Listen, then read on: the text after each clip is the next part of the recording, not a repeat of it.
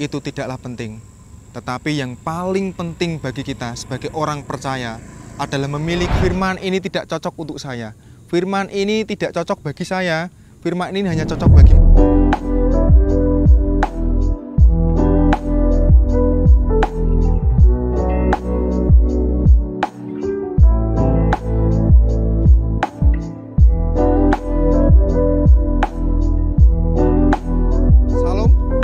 Saudaraku yang dikasihi Tuhan, bertemu kembali kita bersama dengan tim multimedia GITJ Bulung Cangkring.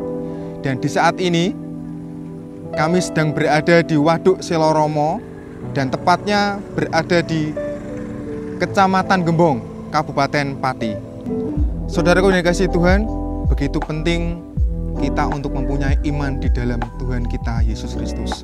Karena dari iman kita akan mendapatkan sebuah kekuatan dan juga harapan yang tidak terbatas. Saudaraku yang dikasihi Tuhan, sebelum kita bersama merenungkan tentang kebenaran firman Tuhan, kita akan awali perenungan pada hari ini dengan berdoa terlebih dahulu.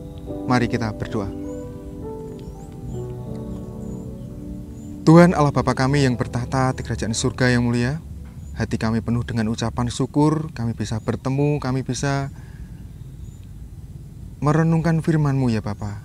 Kiranya dengan perenungan firman-Mu pada hari ini bisa menjadikan kami semakin mengerti bahwa keberadaan-Mu di dalam hidup kami sangatlah penting. Bukanlah hal-hal dunia yang kita pentingkan, tetapi lebih penting lagi adalah iman kami di dalam nama-Mu ya Tuhan. Terima kasih karena Engkau yang telah hidup untuk menyelamatkan kami. Hanya di dalam nama Tuhan kami Yesus Kristus kami telah berdoa dan penuh dengan ucapan syukur. Haleluya. Amin. Saudaraku yang dikasihi Tuhan, kita akan membuka Alkitab kita pada Yohanes 15 ayat yang ke-15 sampai dengan ayat yang ke-20. Saya akan bacakan untuk kita semua. Yohanes 15 ayat yang ke-15 sampai dengan ayat yang ke-20. Aku tidak menyebut kamu lagi hamba, sebab hamba tidak tahu apa yang diperbuat oleh tuannya. Tetapi aku menyebut kamu sahabat, karena aku telah memberitahukan kepada kamu segala sesuatu yang telah kudengar dari Bapakku. Bukan kamu yang memilih aku, tetapi akulah yang memilih kamu. Dan aku telah menetapkan kamu supaya kamu pergi dan menghasilkan buah, dan buahmu itu tetap, supaya apa yang kamu minta kepada Bapa dalam namaku, diberikannya kepadamu. Inilah perintahku kepadamu, kasihanilah seorang akan yang lain. Jikalau dunia membenci kamu, ingatlah bahwa ia telah lebih dahulu membenci aku daripada kamu. Sekiranya kamu dari dunia, tentulah dunia mengasihi kamu sebagai miliknya. Tetapi karena kamu bukan dari dunia, melainkan aku telah memilih kamu dari dunia, sebab itulah dunia membenci kamu. Ingatlah apa yang telah kukatakan kepadamu, seorang hamba tidaklah lebih tinggi daripada tuannya. Jikalau mereka telah menganiaya aku, mereka juga akan menganiaya kamu. Jikalau mereka telah menuruti firman-Ku, mereka juga akan menuruti perkataanmu. Saudaraku yang dikasihi Tuhan, tema renungan pada hari ini adalah Dia hidup, aku pun hidup. Perikop pada hari ini dikatakan bahwa sebuah gambaran dari Tuhan kita Yesus Kristus kepada murid-muridnya. Dia menggambarkan bahwa hubungan antara Tuhan Yesus dengan muridnya bukanlah sebagai hamba, bukanlah sebagai seorang tuan dan hambanya, tetapi sebagai sahabat. Sungguh makna sahabat adalah sangat dekat, sangat erat. Inilah yang diinginkan Tuhan Yesus. Dan di perikop dan pada ayat yang seterusnya, ini juga dikatakan bahwa akan ada penderitaan, tetapi Tuhan akan mengirim Roh Kudus untuk membawa penghiburan, untuk menyelesaikan setiap hal yang dialami oleh setiap murid-muridnya, supaya di dalam setiap kesulitan dan juga rintangan akan ada penghiburan yang hanya dari Tuhan kita Yesus Kristus. Dan pada ayat yang terakhir dijelaskan pada bahwa perintah Tuhan adalah untuk kita saling mengasihi. Perintah Tuhan adalah untuk supaya kita selalu menuruti firman-Nya dan tetap hidup di dalam Tuhan, untuk tetap hidup dan selalu menuruti firman-firman Tuhan. Saudaraku yang dikasihi Tuhan, kasih yang begitu besar telah diberikan Tuhan kepada kita.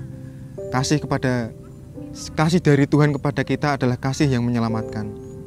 Di mana kasih ini adalah kasih yang tidak mempunyai batas, kasih yang melampaui batas.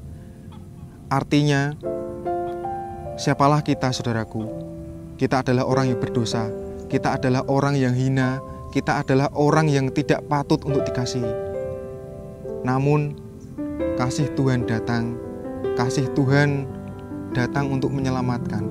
Kasih Tuhan mampu untuk membebaskan kita dari segala dosa kita, dan kasih Tuhan yang akan memberikan kita hidup.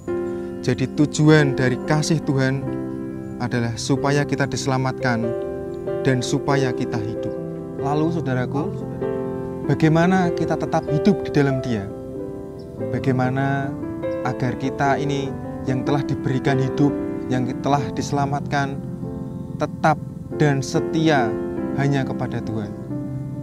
Poin pertama, saudaraku, yang dapat saya sampaikan adalah dari ayat yang ke-15. Jadilah sahabat Tuhan.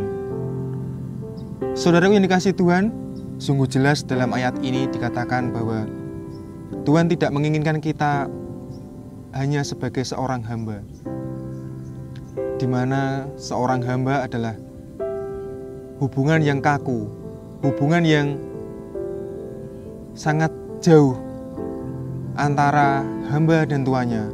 Seorang hamba hanya akan mengikuti saja perintah-perintah tuannya.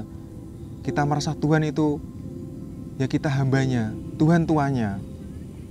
Bahkan hubungan ini tidak sedekat apa yang diinginkan Tuhan. Yang diinginkan Tuhan adalah supaya kita bisa mendekat, kita bisa menjadi sahabat, kita bisa menjaga hubungan yang erat pada Tuhan. Hubungan yang sangat intim. Itulah yang diinginkan Tuhan. Saudara yang dikasihi Tuhan, Tuhan menginginkan kita untuk berbuah yang tetap. Kita tidak diinginkan Tuhan untuk berbuah yang kadang berbuah, kadang tidak. Tetapi Tuhan menginginkan kita untuk kita berbuah tetap. Di setiap musim berganti, di setiap hal apapun yang kita lalui, Tuhan menginginkan kita untuk berbuah tetap. Satu poin saudaraku yang dapat saya sampaikan tadi adalah jadilah sahabat Tuhan. Poin kedua yang dapat saya sampaikan adalah berani bayar harga. Dan ini saya temukan pada ayat yang ke-18 sampai dengan ayat yang ke-20. Saudaraku yang dikasihi Tuhan, seringkali kita diberkati oleh Tuhan, seringkali kita mendengarkan firman Tuhan. Tetapi seringkali juga kita merasakan bahwa firman ini tidak cocok untuk saya. Firman ini tidak cocok bagi saya. Firman ini hanya cocok bagi mereka. Firman ini hanya cocok bagi saudaraku. Ingatlah saudaraku, saat kita diberkati Tuhan, saat kita mendengarkan firman Tuhan, hal yang terbaik adalah supaya kita bisa menilik dan juga memeriksa diri kita sendiri. Kita seringkali merasa sebagai korban. Kita seringkali merasa untuk dihina orang. Kita seringkali merasa dijelek-jelekan oleh orang lain. Tetapi apakah kita pernah menyadarinya? Bisa jadi kita adalah pelakunya.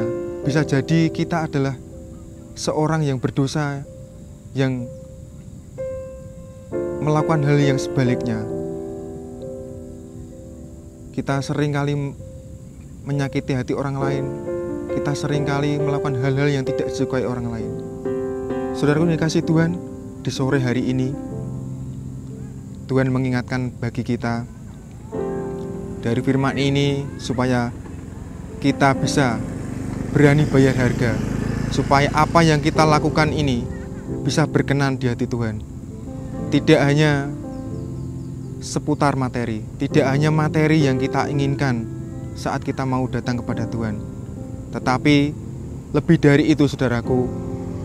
Saat kita diberkati Tuhan, kita mau melayani Tuhan, itulah sebuah bayar harga yang Tuhan inginkan dalam kehidupan kita.